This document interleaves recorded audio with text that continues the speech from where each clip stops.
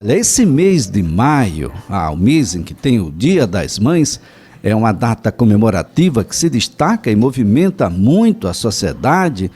São presentes, são homenagens, são encontros em família, mas olha, o mês como um todo carrega uma campanha que é extremamente relevante. Talvez seja o maior presente. Ela é furta-cor.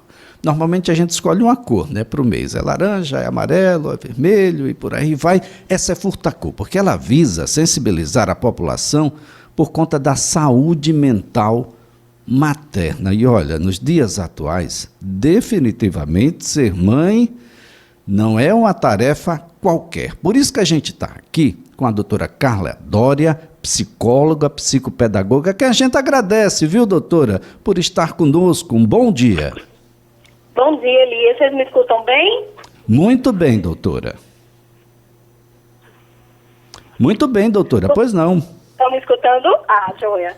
É o seguinte, esse mês de sensibilização, né, que é o Mais Furta-Cor, ele vem de uma campanha que visa realmente psicoeducar a sociedade em relação, né, a essa função materna que, às vezes, com tantas sobrecargas, com encontros de gerações, termina sobrecarregando a saúde emocional da mãe, né? Então, é muito importante a gente entender que essa campanha é uma campanha de conscientização e sensibilização para que a gente olhe para essa mulher, para a gente olhe também como é que está sendo essa rede de apoio, para que a gente possa ajudar de uma forma assertiva, né? Porque mãe também adoece.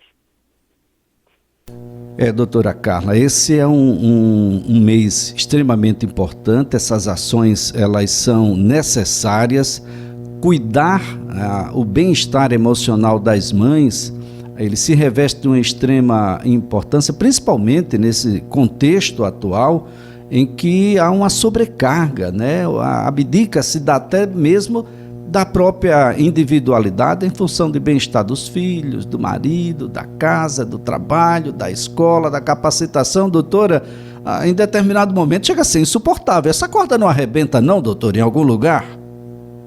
Essa corda arrebenta e às vezes vem com uma conta muito cara, né, Elias? Quando a gente pensa nesse papel, né, multifatorial ali das mães, elas terminam às vezes se anulando, né, deixando de ter os comportamentos sociais, colocando de lado atividades prazerosas, e isso às vezes vai impactar nessa saúde mental. Então, para quem está escutando a gente, é importante a gente parar e também dividir essas responsabilidades, caso essa pessoa tenha essa rede de apoio, para que as coisas não fiquem tão pesadas, né? A gente vem de sintomas sociais muito fortes, onde quando nasce uma mãe, às vezes nasce uma culpa muito grande, né? A mãe, ela fica responsável pela alimentação, pela escola, tarefa de casa, os esportes, enfim. Então é importante que a gente pense como é que também a gente está dividindo, né, e a gente quanto indivíduo, como é que a gente tem essa rede de apoio para que quando você coloca essa expressão, né, a corda arrebenta, ela começa com pequenos sinais, né, de exaustão do corpo, irritabilidade, um choro mais frequente. Então é importante a gente observar como é que está a nossa rotina enquanto mãe, para que a gente possa acender essa luz quando vê esses sintomas iniciais, para que isso não possa culminar em transtornos depressivos e ansiosos. Bem, doutora, quais são os motivos que seriam mais, os motivos, aqueles que acontecem mais e que tenham, por ter essa presença maior, termina sendo aqueles mais importantes para que a gente tenha que parar, pensar um pouquinho, compreender de que essa mãe existe, de que ela é indivíduo, de que ela é mulher, de que ela é ser humano e que ela precisa se cuidar, doutora? Geralmente isso acontece, Elias, quando o transtorno ele já está instalado, né? Então, sempre a mãe eu vou dar conta, às vezes começa com sono irregular, uma alimentação inadequada, tendo alguns prejuízos nas relações sociais, nas relações afetivas. Isso termina também combinando na cognição.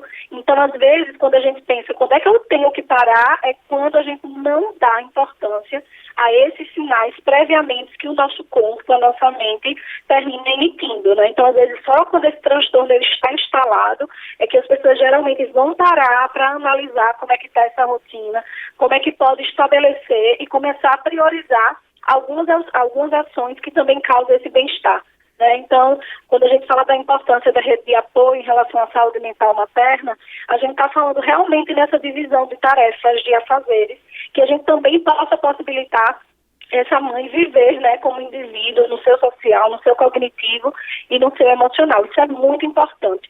Então, para quem está escutando a gente, né, mais do que presente, como é que eu estou sendo essa rede de apoio para essa mãe, né? Eu tenho uma escuta empática, eu faço um acolhimento, porque às vezes, né, quando a gente pensa nesse encontro de gerações, Elias, às vezes algumas mães elas tentam sinalizar outros companheiros, ou enfim, para alguém próximo, e geralmente, às vezes até de forma inconsciente ou alguma falta de habilidade, geralmente as pessoas fazem muita comparação, né? Fica assim, não, vai passar, olha, na época eu tive 10 filhos, tive 8 filhos, e está tudo aí criado. E às vezes o que mais essa mãe está precisando naquele momento é de acolhimento e validações desses sentimentos, né? Então, que a gente comece a pensar aí como é que eu estou olhando esse outro, como é que eu estou olhando essa mãe, e como é que também, né, as pessoas que convivem com essa mãe, elas também estão atentas para essas dificuldades que podem começar a sinalizar. Às vezes a gente não tem essa autopercepção desses sinais, e às vezes quem convive com a gente pode começar a pontuar e você, preciso, né, desacelerar aqui para que isso não termine culminando, né, em um transtorno psicopatológico. Agora, doutora, a mulher ela vive 2 momentos bastante distintos e que eu gostaria que a senhora se debruçasse sobre eles. O primeiro é aquele muito intenso, em que você tem um filho, 2 filhos, emprego, casa, marido, as confusões do dia a dia, família, etc., tal, e que você tem que se debruçar sobre tudo isso. Mas tem um segundo momento, doutora, um pouco mais adiante, já numa idade mais avançada, em que é exatamente o inverso. Você já não tem os filhos em casa, muitas vezes está apenas o marido, a família, boa parte, o tempo já levou.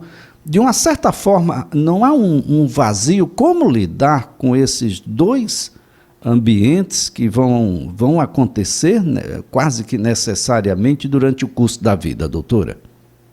Perfeito, Eli, sua colocação, porque a gente está falando desses dias iniciais, né, às vezes depois de uma gravidez, enfim, os filhos ainda estão precisando de cuidados, como também o inverso acontece, né, que a gente conhece como síndrome do ninho vazio, né, que é aquele sentimento de tristeza que é associado quando os filhos deixam a casa dos pais, né. Então, a orientação que é dada, ela parece um pouco também com esses anos iniciais dos filhos, no sentido de você também se preparar, né. Geralmente, por exemplo, o cuidado com o outro, às vezes ele é tão grande que você passa anos se anulando e às vezes quando você olha, os filhos já estão grandes, né? E você fica sem uma atividade ali prazerosa, né? Quando eu falo dessas atividades, eu estou falando dessas relações sociais, de viagens, até de projetos, de sonhos próprios que às vezes são anulados e às vezes chega nos anos mais tarde, né? Que você começa a pensar e isso vai te causar uma tristeza porque aquele filho ele não já está mais dentro de casa. Então que a gente comece a pensar enquanto mãe, né? A depender da idade do filho, como é que eu posso encaixar nessa rotina os meus próprios projetos, com quem eu posso dividir essa responsabilidade e pensar, vai ter uma hora que aquele outro ele não vai precisar tanto dos meus cuidados. E aí vem a pergunta, como é que eu estou me cuidando atualmente para quando chegar esses anos posteriores, eu possa entender que a minha vida também é sob minha responsabilidade. Doutor, essa é uma situação que a gente precisa começar a pensar enquanto ela ainda não existe, né? Eu fico imaginando um país como o Brasil, de uma liberdade sexual muito grande, mas que ninguém toca sobre planejamento familiar. Apesar dos inúmeros métodos contraceptivos, nós temos inúmeras, milhares, talvez milhões de pessoas engravidando, mas que não planejou, não queria sequer, naquele momento, aquela gravidez.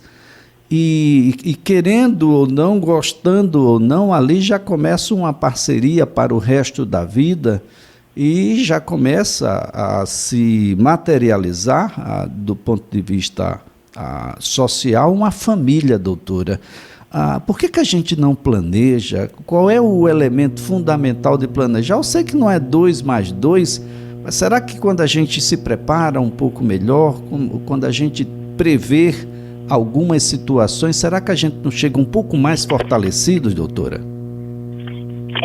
Pontuações importantes, Elias, você fez. Geralmente, quando a gente pensa, né, nessa configuração social, a gente lembra do que é cultivado. Geralmente, as pessoas, elas não têm essa cultura do planejamento familiar, né?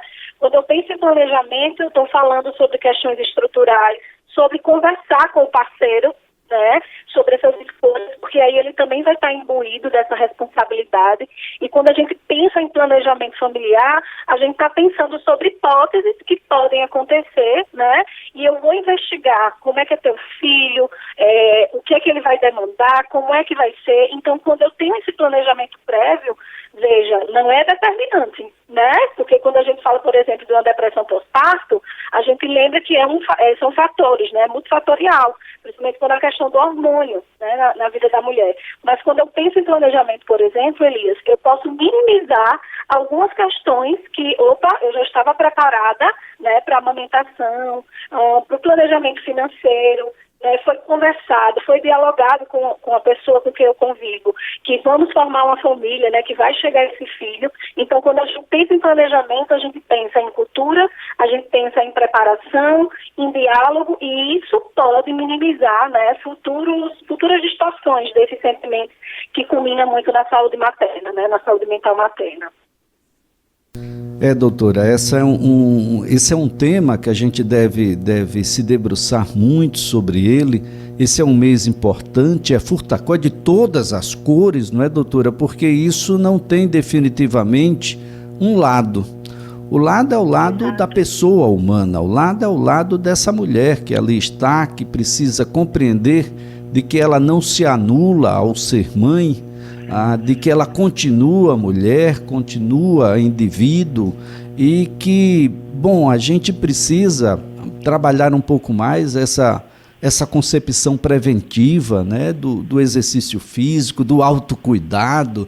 Uma mulher que se maquiava muito quando era jovem, doutora, mas mesmo ainda jovem, passando a ser mãe, são tantas as outras coisas que você já não a reconhece mais, doutora. Uma construção, né? A gente pensa em papéis sociais, né? Do que é imposto para essa mulher, dessa mãe perfeita, dessa maternidade real.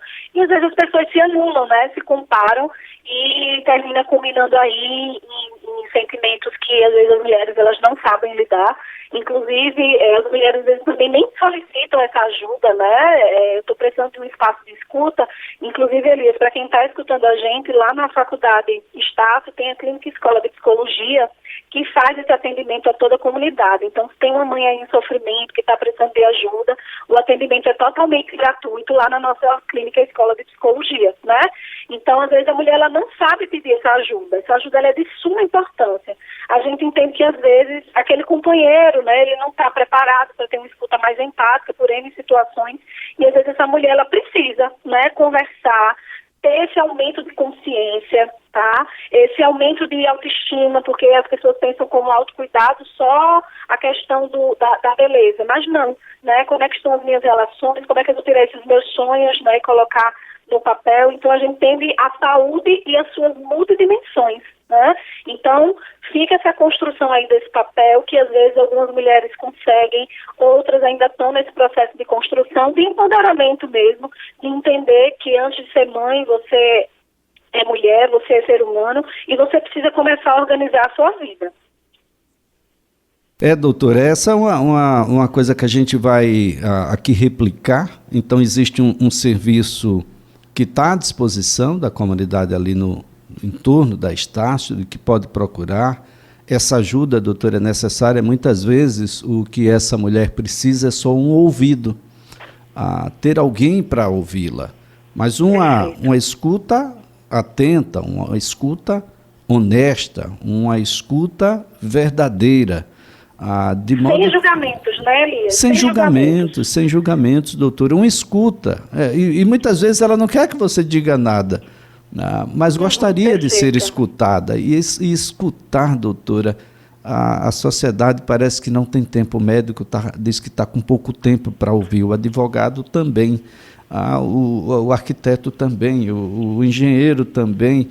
Ninguém tem mais tempo para ouvir, doutora, porque está todo mundo com a verdade debaixo do braço e, olha, estar certo hoje em dia tem sido bastante complicado, doutora.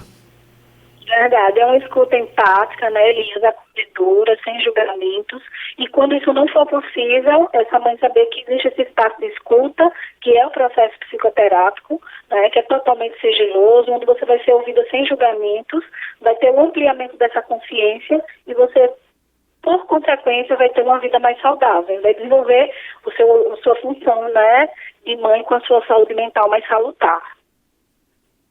Muito bem, doutora. Eu quero, antes de mais nada aqui, agradecer por essa boa conversa que temos tido nesse bloco aqui, falando sobre esse maio que é Furtacô, que levanta esse debate sobre a saúde mental das mães. Para você ser aquela mãe que a criançada precisa, a gente precisa estar bem, a gente precisa cuidar da nossa saúde física e mental, para poder aconselhar melhor, para poder estar mais perto, para poder, inclusive, ser ouvido, né? De uma meninada, doutora, que está muito sobrecarregada, né? Tem uma agenda que parece um CEO aí de uma multinacional qualquer, a partir dos 3 anos de idade, com a obrigação de, entre 3 e 4 anos, já ter que ler e escrever. E um pouco mais adiante falar mais de um idioma, e as meninas têm que ser a rainha do milho, quando a gente tem o São João que não toca forró, enfim, doutora, está tudo pelo avesso. A gente está vendo aí um encontro de gerações, né? Até essa grande quantidade de informações, que a gente chama até de infodemia, Elias, ela termina repercutindo nesse sentimento de culpa, né? Tem que amamentar e às vezes a mulher por algum problema não consegue, o filho tem que aprender a ler com tal idade, então até essas cobranças, essas comparações, elas terminam aí combinando numa sociedade que precisa realmente parar e entender que a gente está falando de pessoas, né? A gente não está falando de receita de bolo, a gente está falando de pessoas que têm as suas histórias, que têm as suas construções e precisa ser respeitado para poder se desenvolver. Doutora Carla Dória, prazer tê-la aqui no CBN Maceió, um ótimo mês de maio, um excelente dia.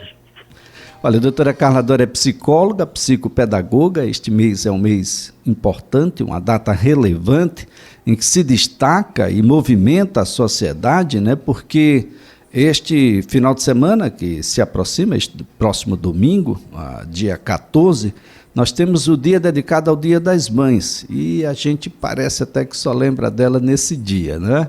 Aí vem com um presentinho, uma lembrança, etc. Esses mimos todos são sempre muito importantes, mas que precisa se repetir em mais dias, em mais meses, em mais encontros, em mais homenagens. Muitas vezes o grande presente é uma palavra, é um bom dia, é um abraço, é um preocupar-se, é algo subjetivo, que não custa absolutamente nada, a não ser a sua própria vontade de homenagear a sua mãe e de respeitá-la. O ser mãe, ele tem se modificado muito ao curso do tempo, e aquele amor que era dedicado, desmedido até mesmo, ele nem sempre é replicado na atualidade. Então é preciso que a gente comece a pensar um pouquinho, tá? Pensar um pouquinho melhor, tratar um pouquinho melhor a sua própria mãe.